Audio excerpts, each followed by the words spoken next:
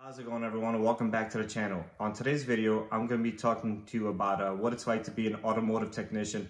I've been asked this quite a few times the last couple of months, particularly by newer guys that are interested in pursuing the field, or maybe just starting out or debating whether they should or shouldn't, and how to, basically succeed at being a technician and being the best they could be.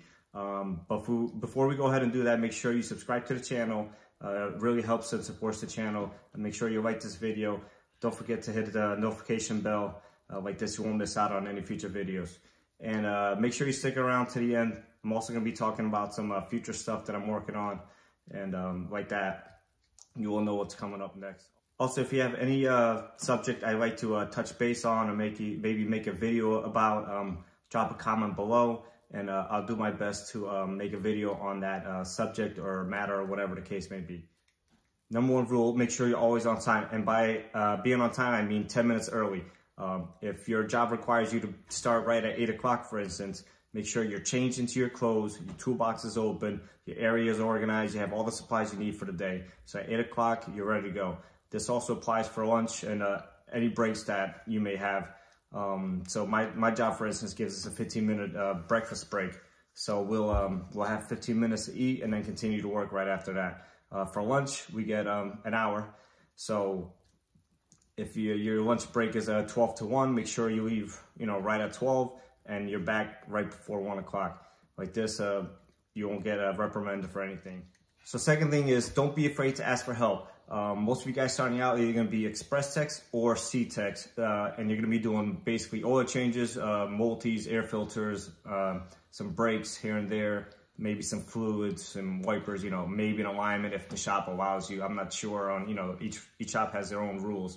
But with that being said, if you are doing a little bit more advanced work and you say you have a car with a certain issue, don't go asking a senior tech just exactly, hey, have you seen this issue on this certain car?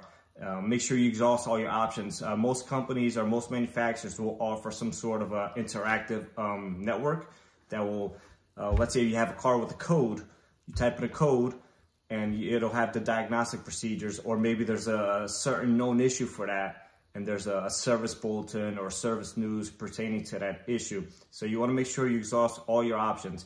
At that point, if you've exhausted all your options, you're kind of lost. It's okay. You're new, you're young, you're starting, you're not sure.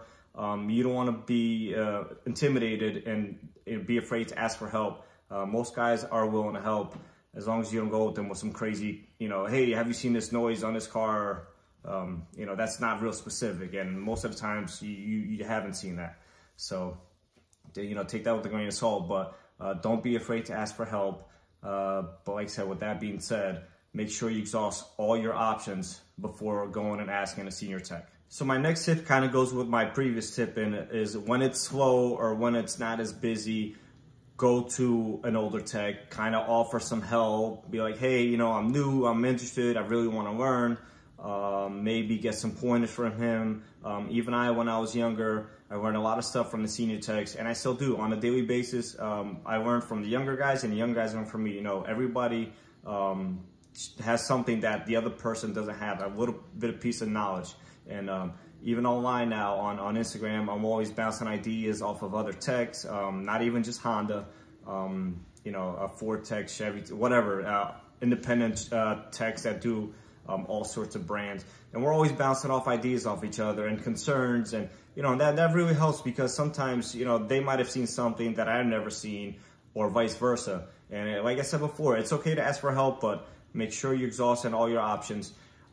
If you're hanging out with an older tech and kind of helping him out, him or her, just make sure you're not getting in their way. All right, you don't want to be a nuisance. You don't want to slow them down. At the end of the day, most of these places are flat rate. So if you're slowing a guy down, he's not going to like that very much. But on the flip side, if you offer him some help and you maybe take some workload off his back while learning, it's all, about a learning experience. And he'll teach you a trick or two along the way that you won't learn out in the tech schools. Nothing beats field experience, hands-on experience, in my opinion. Theory only takes you so far. Theory is great, but A lot of theory doesn't really apply to real world conditions and the situations that you're gonna run into. So my last tip is gonna be, like I said, most of you guys are gonna be starting out loop techs, express techs, or a C tech. So you're gonna need basic tools. You're gonna need, you know, a socket set, screwdriver set, maybe an impact gun, you know, maybe some wrenches or some pliers, and that's, you know, a tire gauge, a tire inflator, you know, tire plug kit, stuff like that. So if you find yourself borrowing a tool, my rule of thumb is if I borrowed it 3 times with a certain amount of time. So if you borrow a tool 3 times within like 2 or 3 weeks, I would say it's time to buy that tool. You want to go and buy a torque wrench or like a straight edge. That's stuff you're not going to use if you're starting out. You know, that's for the senior techs. You're not going to really need a torque wrench if you're doing, let's say, oil changes and, you know, rotates and stuff like that. Yeah, you're going to be provided with torque sticks and proper torque wrenches for that through your shop. Like mine does for the younger guys. They give them torque wrenches and torque sticks for the wheels and drain plugs and oil filters, actually. So with that being said, if you borrow a tool 3 times, let's say maybe now you're starting to do brakes and you're saying, hey man, I need a piston compressor, or maybe need a certain socket you're gonna have for the caliper bolts. So at that time, don't be a nuisance. Don't ask somebody to use their tools to help you make money.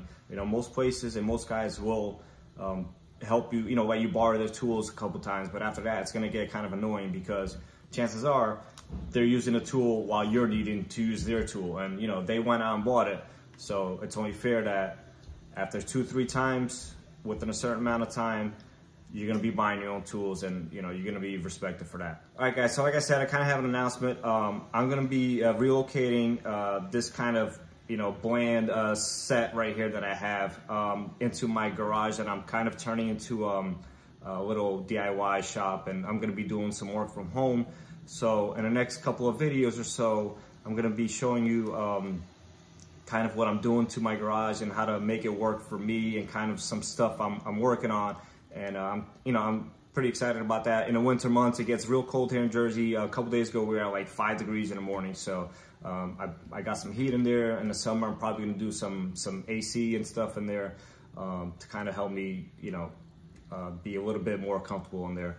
And it's a 2-car garage, so I got some space. I have a rolling cart and some tools. You know, I'm not gonna be doing anything crazy, but I can bring from work if I need to. But stay tuned for that. And like I said, if you want anything specific that maybe for me to shed some light on or make a video about, you know, drop a comment below, and I'll see what I could do. I'm not gonna be going into crazy diagnostics over, you know, a YouTube video on a specific car that it's not even in front of me, but maybe a certain issue that you've been seeing, or maybe a concern you have with your car. It depends. But like I said, drop a comment below, and I'll see what I could do. And once again, don't forget to subscribe, and thanks for watching.